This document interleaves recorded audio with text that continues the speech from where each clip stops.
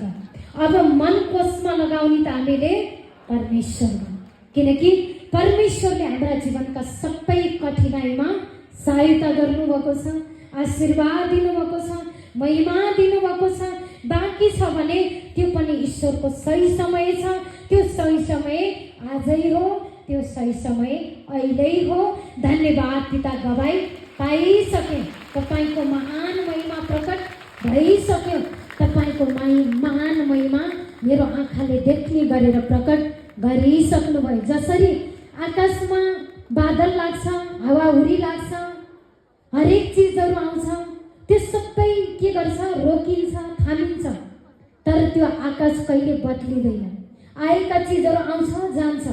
जीवनमा समस्या पनि आउँछ त जान्छ, तर हाम्रो मन अटल रहनुपर्छ। हाम्रो विश्वास ईश्वरमा अटल रहनुपर्छ।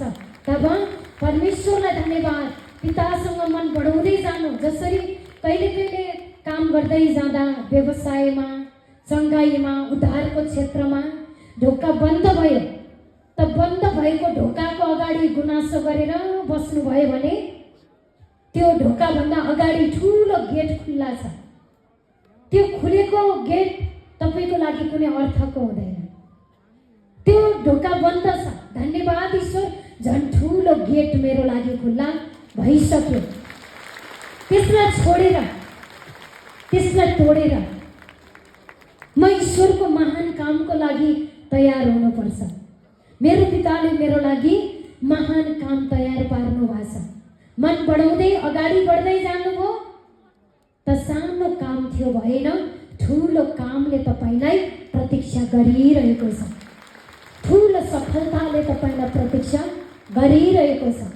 हिँड्दै जानु, चल्दै जानु, विश्वास गर्दै जानु।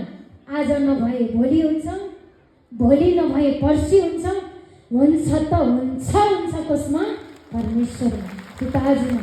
त्यसैले धन्यवाद गर्छु पिताजी, हजुरलाई अनगिन्ती धन्यवाद गर्छु यसो मसीहको नाउँमा। समय पक्कै पनि कम छ, त्यसैले परमेश्वरका यिनै